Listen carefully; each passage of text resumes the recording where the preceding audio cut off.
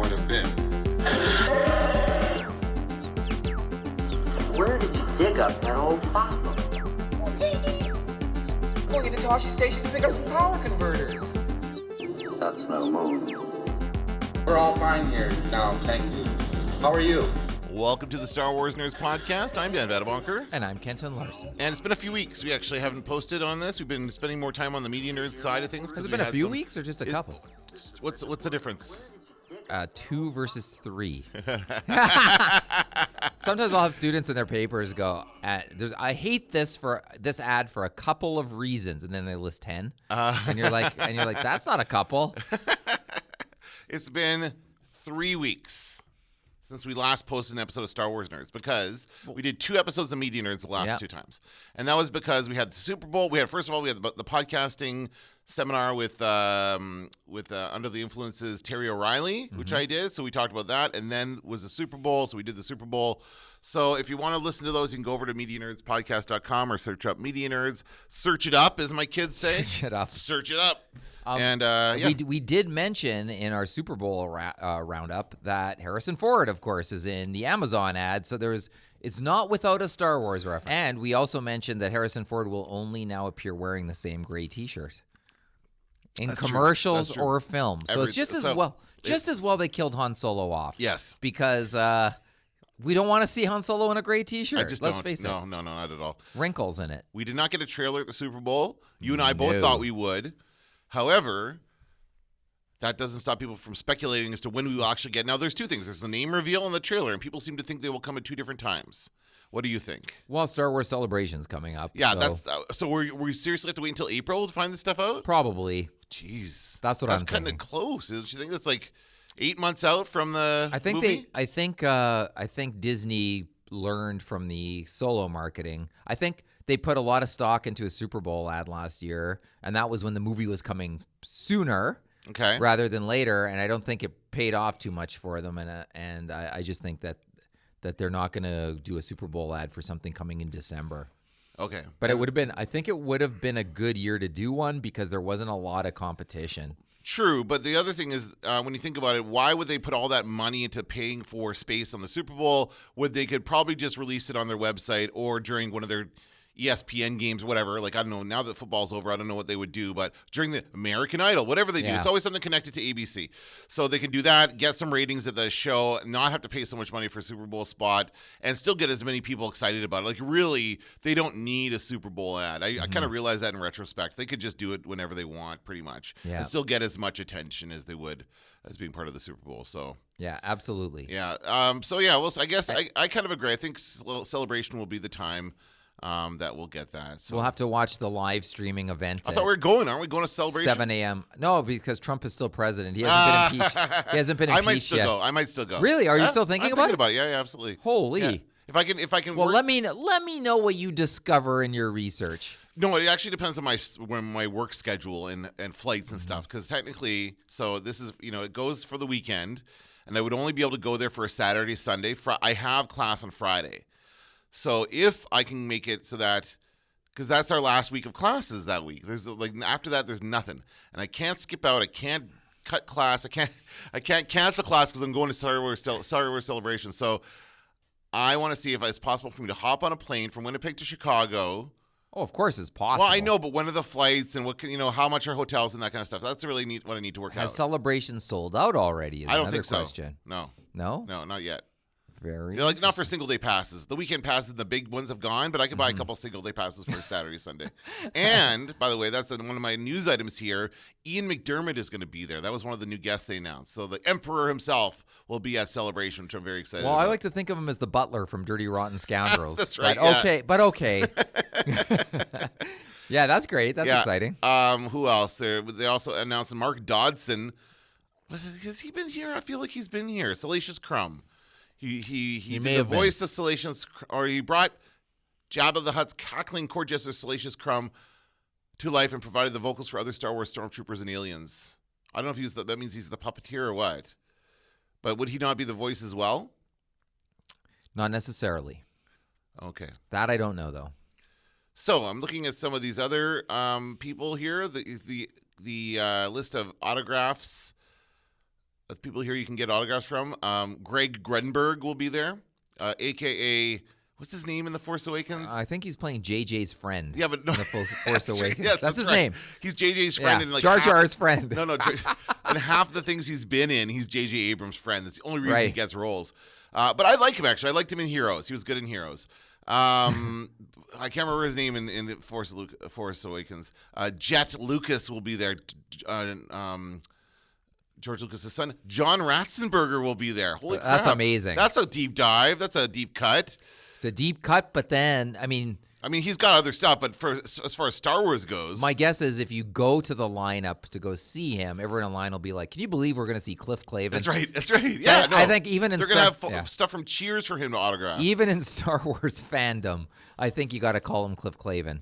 Your favorite Greg Proops will be there. Oh yes. Oh, on his podcast. I'm so glad you mentioned that. On his podcast, he said a lot of people don't know that I played. He goes, I'm going to be doing my first Star Wars fandom thing at Star Wars Celebration. And he goes, a lot of people don't know that I played one of the heads of the announcer in the pod race. And he goes, and a lot of people also don't know that The Phantom Menace is the most popular of all the Star Wars films. He said, and of course his wife died laughing in the background on his podcast. But it's very funny. Like, this is his first foray into the fandom world.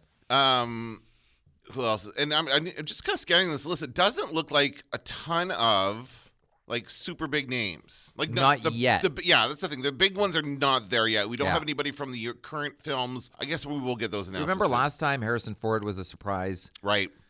Wasn't Jake Lloyd there as well last time, or no? Was that just a rumor? No, it was what's his name? Anakin. Hayden Christensen. Okay, yeah. I always want to say Christian Haydenson. That's the problem. Every single time I gotta go. I gotta think it out before I say it. But but then I think Hayden Christensen was there because he might be in this next film. Oh, come on! Don't fuel speculation. You said that you thought he was going to be in the Force in the. I think they shot those scenes and they're going to use them in this one. Oh, really? I think so. Okay.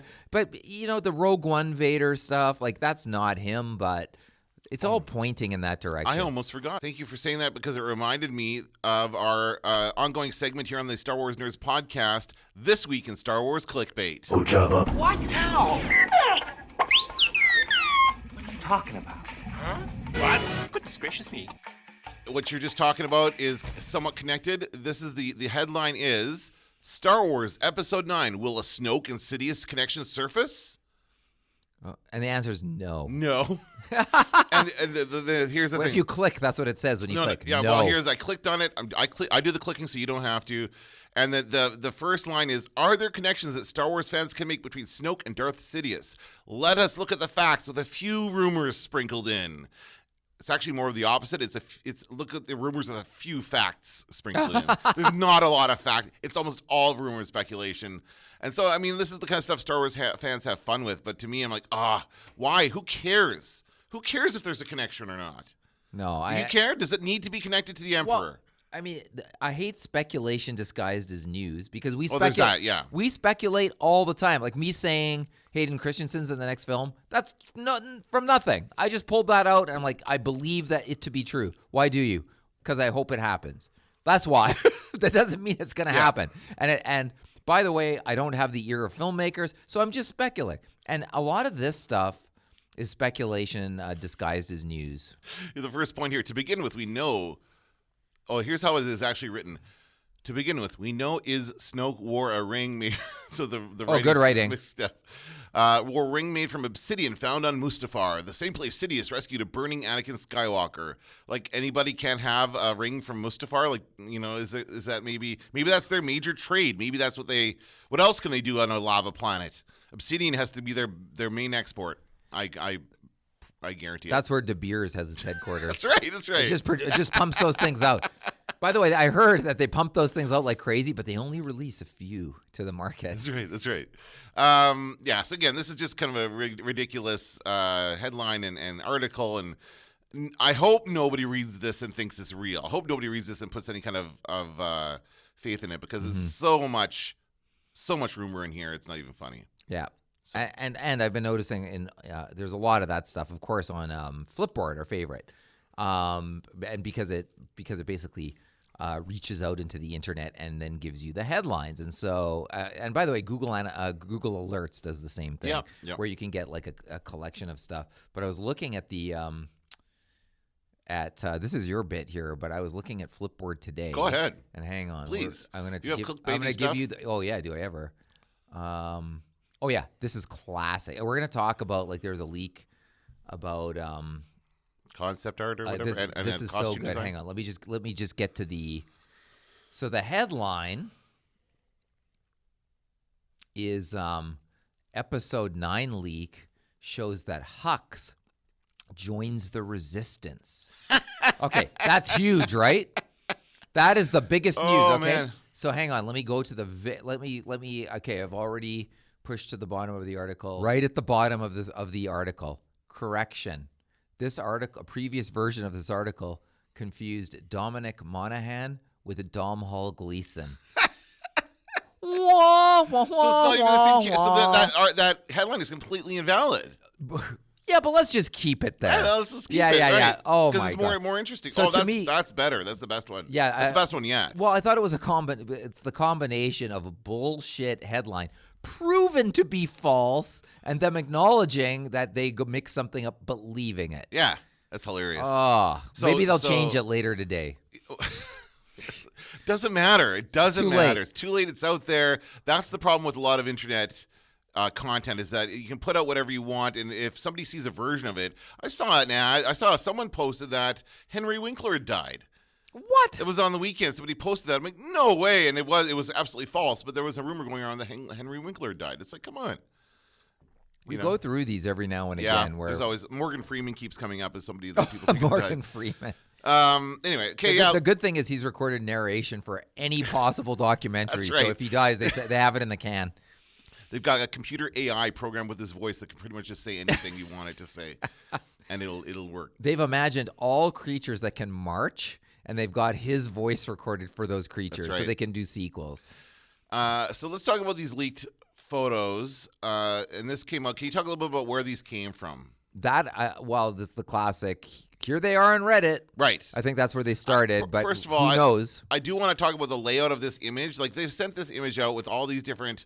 I think you can click on these individually. I don't know if you can or not. I guess we should flag this as potential spoiler for people. I would say, yeah, I guess so. This is a little but more. Hux does not join the resistance, according to this photo. This is a little more legitimate than Hux joining the resistance. So there is some possibility of truth. But even if there is, I don't see these as spoilers, because it's basically just looking at costumes. It's people modeling costumes and makeup. It's like screen testing it, right? To make sure it looks good on camera. So we have, first of all, the image I have has a bunch of these. You can see, like, it's just got a bunch of these little tiny things in this horrible blue font, and they've got blue on black, which looks awful. I can barely read it. Does it look as distorted on your screen as it does on my phone? Yeah, it looks very distorted. Yeah, absolutely. So they've got these things put together. Yeah, somebody stretched the image. Yeah, so they would all fit into this one. I think it's meant to fit on a phone, like the way it looks on your phone where it fills the screen. So it's very narrow on my laptop. Yeah. So we have things like new alien concept art. Okay, who cares about that? All right, yeah, big deal. Richard E. Grant as a first order officer. Okay, we figured he was going to play that. Like, we didn't. That's not a spoiler. We knew. We both thought he was going to play a first order officer. Dominic Monaghan as resistance officer. So again, and there he is standing there. What? We thought Dominic Monaghan would be on the side of the resistance. And he's wearing brown pants. Yeah, who cares? Oh my God. Brown pants. And sensible loafers. New alien. Like, half of these are new alien. That one of them is like alien that bugs BB-8, or that annoys BB-8. Like, come on. This is like so stupid that this is even getting any traction. People are excited about this stuff. Adventure Poe. New alien mask. Horned pilot. New alien. Old Lando. New alien costumes. This is what the list says. This is ridiculous. The weird thing, okay, so when I first saw this, I was super excited because there's Lando. And you're like, whoa, it's him, it's Lando. Yeah. But when you look at it, what it actually looks like, I don't know, what do you think? To me, it looks like, yes, it's old Lando, but did they just Photoshop his head on the outfit from the Solo a Star Wars story? Or is that the actual? He wouldn't be wearing the same outfit in both films. I mean, he's got to be wearing a cape, right? Right, but is this is the one from Solo, isn't it? I don't know that it is. The yellow shirt? I don't know. Yellow shirt, Is he tan wearing- chinos, brown loafers. No. I really don't know, but it also does not look like Billy D. Williams currently, because Billy D. Williams, unless they're going to put some, give him, No? give him a His hair- head does, no? Well, he's got less hair than that, unless they gave him a Give him a wig. wig or something. But he doesn't have that much hair anymore, so I don't know what they're going to do with that. Maybe they will give him a little bit of a hairpiece to fill that out, but. It could be any, and from my perspective, it could be anybody because it's so distorted and it really doesn't matter.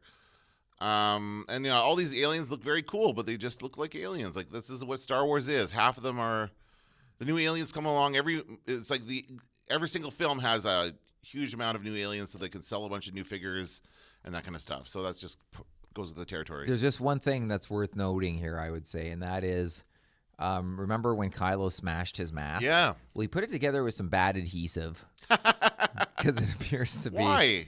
Why does he need to? He doesn't need that Well, anymore. clearly the adhesive illustrates the Mustafar lava flow, don't That's you right. know? Yes, that's right. Somebody, I'm sure, is saying that. But yeah, so this is not heavy spoilery stuff, I would say. I mean, I'm super pumped to see Billy D. Williams in the role of Lando again. But as I say, there's something not right about this photo. The part of the problem is it's distorted, and it wouldn't surprise me to find out that this was a test shot with Solo Glover. from a Star Wars story, and not the upcoming movie. Maybe not. Hard to tell in this blurry image. Yeah, it is. I don't know. And I'm looking at my phone, so which makes it even Right, but it's smaller. not much better on my computer. So either way, it's not a great image. So this kind of stuff, I mean, I don't know. And the person who posted it on Reddit, I mean, said that he got it from a good source who has provided information that has come to pass. So basically, it's somebody who's reported something to him, and then it's come to pass. So they've been right in the past. Yeah. But again, I don't think there's a lot of actual information here. It's just basically images of possible things. I could start a rumor because there's a Go ahead. see Rey there in her outfit. Yep. It's white. She's getting married. To Poe. Hey, let's. To Poe. Oh, to Poe. I think there's going to be actually, this is a legit theory I have. Yeah. I think they're planting the seeds of a romance between Rey and Poe at the very end of The Last Jedi. They said, "Oh, I'm Poe." I'm like when they meet. Oh, you think that's he's kind of giving her the eyes. I think he's like, hello. Hey, you're impressive. Like he's very impressed with her strength and her ability, and I think that there's gonna. But I don't think there's enough time in one movie to do that. So I think that they shouldn't do that, but they might. I think one of the weird things about this current trilogy is the way that they've sort of hedged their bets. Like in Force Awakens, they hedged their bets a lot in retrospect. Yep. Where it's like, is Finn and Rey going to be the couple? Is Poe and Rey going to be Poe and Finn going to be the couple? Well, like they all of certainly have a bromance. That is absolutely the case. Right, but it's really like you could make the case for BB-8 and Finn. You could make the case for BB-8 and Poe. Like BB-8 and Poe, he gives BB-8 a big hug when he sees him in The Last Jedi. we do not go all in on who's interested in whom, and even in The Last Jedi, you could read that into it, but there's very little that's a given so far in terms of that. Whereas in Empire Strikes Back is where we found out that the romance was between Han and Leia. Yeah, and I don't think yeah. that was something that they planned out. Although I think George Lucas did say that, but I don't think they knew because they had that awkward kiss between Luke and Leia as they swing across there. And I think originally that was going to be the plan, that Luke and Leia were going to be the couple. But Yeah. I like the idea of flipping it out. I like flipping it up. I like the idea of making it Han and Leia. I also like the idea of there not necessarily being a couple at all in this. Yeah. Like, they don't have to have any type of romantic relationship with anybody. Well, it might seem Oh, you know what? Sure, it's Rose and Finn. That's the relationship. Rose and Finn. right. That's the relationship. But I still think Finn should have plowed his speeder right into that thing. You said the word plowed. I'm like, where are you going with this, Kenton? You should, oh, hello. This is like Monty Python. Yeah. She has large tracts of land. There's a little bit of that. Say no more. Say no more. Wink, wink, nudge, nudge. But I thought, even that in The Last Jedi seemed like when they kissed, seemed construed. It didn't seem well, like it came out of nowhere to me, Right. to be honest. It Just didn't like her s- yeah. speeder, it came out of nowhere. Right. It So- did not seem like a natural part of the plot, and I think that's what concerns me about episode 9. If there's suddenly like you could what are you going to see in the credits? After a long time of flirting with Poe, they're finally getting married. ... And we cut to like the wedding in the first scene.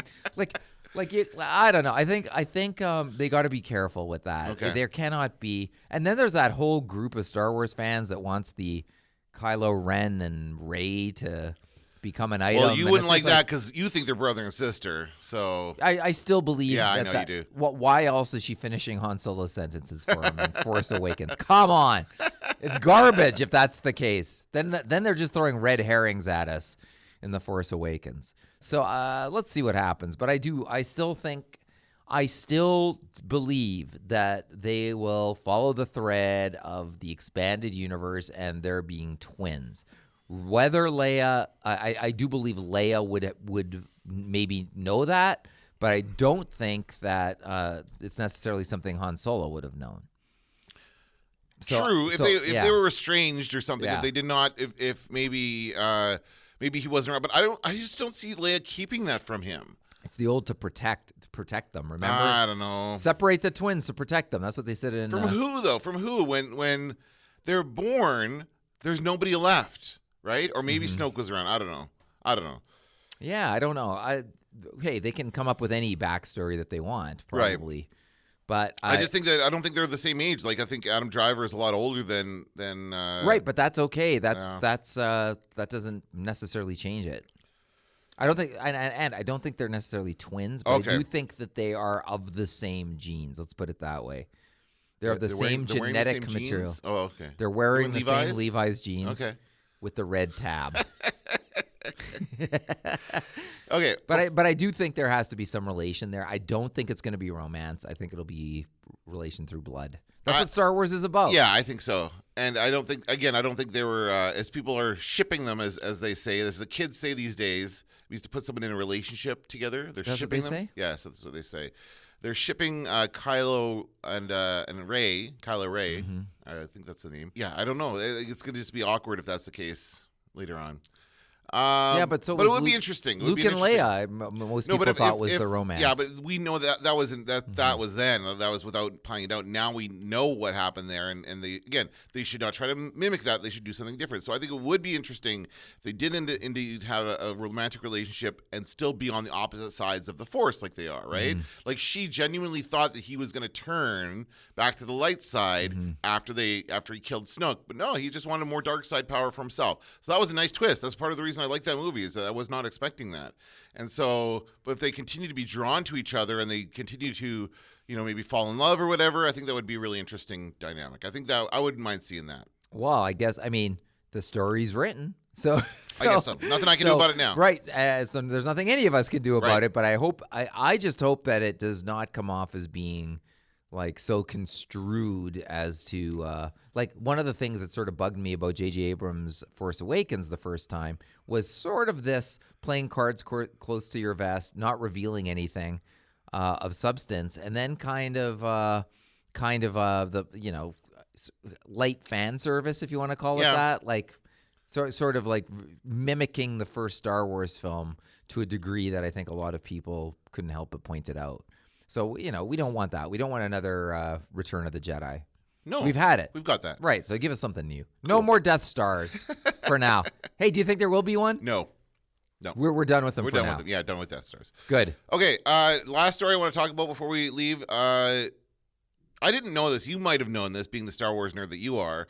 But we almost had Orson Welles as Darth Vader. Yes. Did you know that? Yes, I did just hear saw this that. article today, and I did not know that. It's not just clickbait. It's true. It's true. This is something that actually happened. So at the time, in the mid-'70s, James Earl Jones had not done a lot of work. He was in his first part was a bit part in Doctor Strangelove, and he had a little bit of work here and there, but he was not widely known as an actor the way he is now. And certainly Star Wars helped him get there, but other stuff he's done as well helped. Like his voice is so iconic.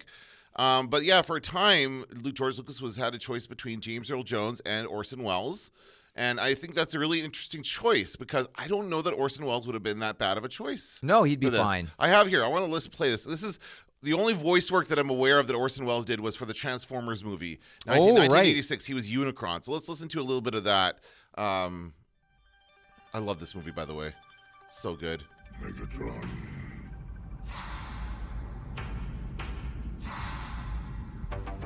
So they're getting sucked into Unicron. Welcome, Megatron.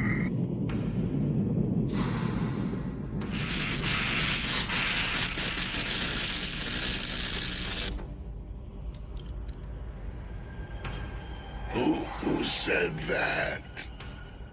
I am Unicron. Show yourself.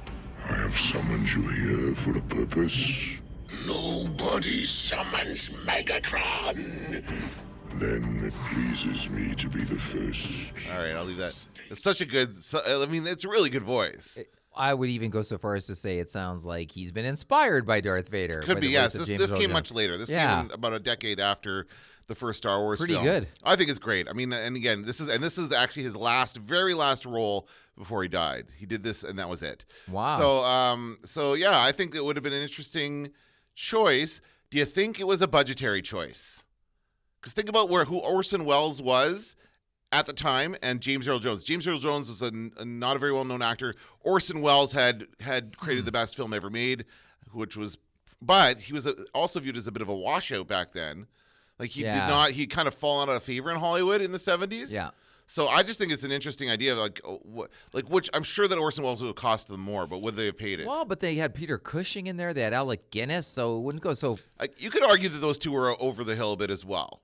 Well, Alec Guinness, though. I Maybe mean, not Alec, but Peter Cushing was mainly known for those vampire movies. Right. He was never really a mainstream actor. So, but Yeah. Alec Guinness, I mean, yeah, he was a really well-regarded actor. But again, he was getting up there, and from what we hear, was never really on board with the thing in the first place. Like he kind of made jokes about it the whole time. So, I don't know. Yeah, I don't think either one of those is a bad choice. But of course, now James Earl Jones is iconic. Yes. So, and Orson Welles ultimately, of course, died pretty quickly. Right. And so they made the right choice. James Earl Jones still with us, still voicing him. So here's how that would have worked out. I'm trying to think of, think about Darth Vader in all three of the original movies, only in as Darth Vader in The Revenge of the Sith as far as the new ones go. And by that time, we'd had a bunch of video games and animated stuff and all kinds of stuff with Darth Vader. We have even more now. Of course, we do know Matt Sloan, our friend from Blame Society Films, who does some of that voice work as Darth Vader. But James Earl Jones can still voice Darth Vader if necessary. In Rogue One, he voiced Darth Vader. So, yeah, what would they have done if it had been Orson Welles and Orson Welles died? Would they have had somebody else doing the voice? Probably, I guess. Hey, you can have someone else do that. Yeah. If they can get somebody else to do Kermit the Frog after Jim Henson dies, they can get somebody else to do it. It still doesn't sound right to me. It doesn't. No, it doesn't. No, it doesn't. still bugs me. Oh, man, me too. I remember Just a little off, you know? The first time I heard Kermit the Frog after he died, I was like, that's not him. No. That's not Kermit the Frog. What are you doing? I know. I was like, what we're supposed, like when you squint and you can kind of tell yourself that someone looks like someone else. Yeah. Well, it's the same thing. What are you supposed to do? Squint your ears so that it's like, it's close. It's almost. Yeah. So anyway. So yeah, I thought that was an interesting fact. I did not know that. Did not know that about Orson Welles. No, that's pretty cool. Yeah. And I love Orson Welles. I do as well. Again, I highly recommend that documentary, They'll Love Me When I'm Dead, which was true. I still have it in my It's a very good documentary. my Netflix I queue. still have not seen the film, his final film. I don't remember what it's called. Something about wind. Wind Beneath My Wings? No, it's something like that. That's also on Netflix. The Wind Beneath My Wings? Oh, Yeah. no, his film, right? Which one are we talking I'm about? talking about the final Orson Welles movie that I'm forgetting the name of right now. Oh, because there's a couple that he didn't complete and have both since been completed. Like I had, I can't remember what it was. I remember my father gave me a DVD once of a half-completed Orson Welles film, and it was cool. It was really neat, but I don't recall the name of it. Other Side of the Wind is the one I'm thinking of. Okay. The Other Side of the Wind was his final movie. Mm-hmm. Never finished it. That's probably the one. Maybe that's it. Probably it. Had John Landis, I think. No, not John Landis. Sorry. It's been too long for me to remember. Shot in Brazil or something. Does that ring a bell? John Huston. Yes. Shot where? In Brazil or South America? Yeah. That's it. That's the one I'm that's thinking. the one. Yeah. So, yeah, it was John Huston. Peter Bogdanovich, Susan Strasberg, and Oja Kodar, who was Welles' wife at the time. Anyway, that's what the documentary is all about, is the making of that movie, and then they actually have the movie itself. Someone finished it and put it on Netflix, so that's on Netflix as well. So if you want to have an Orson Welles-a-thon this weekend, that's what you can do, or just watch. What do I watch for Orson Welles? I would actually watch a movie about Orson Welles rather than watching an Orson Welles movie. I would actually rather watch RKO 2A1 or Me and Orson Welles, which are two films about him that are really good, than watch, Yeah, but Citizen Kane and the Magnificent Ambersons. Can't go wrong. But I mean, I can't. I've only seen each of those films once. Oh. I can't go back to them. It's not the kind of movie you can rewatch. Yeah, what are you talking? Citizen Kane is the only movie you could rewatch that way because of the storytelling technique. It appears to be new every time. That's right. There's things in the movie that take place differently than you remember them, but you would know because you've only watched it once. There we go. All right, fine. I'll watch Citizen Kane. I watch Citizen Kane once every couple of years. Do you really? Okay. Oh yeah, you got to do it. Okay. There's all kinds. Roger Ebert used to do a shot-by-shot analysis of Citizen Kane with groups of people, and then basically the way he'd do it is you put the film in, and anyone can yell stop whenever they want. They'll stop, and then so he would do that, and then he would show things, including the scene where the crow goes, and you can see through his eye for a second. Yeah. And at the beginning of the movie, when the camera swoops down, you can actually see the gate separating so that the camera swoops through. So it's a bunch of all of that stuff, all the cool stuff that you don't see the first way through. Maybe I'll have to watch it again. Oh, and Ebert did a commentary as well on one of the DVDs. I think I have that DVD. I'll have to look for it. So well worth it. Do it. Watch it again. Watch it again. In celebration of Orson Welles almost being Darth Vader, watch Citizen Kane. Oh, it's so good. Okay. That's going to do it for this episode of Star Wars Nerds. I'm Dan Vadabunker. I'm Kenton Larson. Don't let the Force hit you in the ass.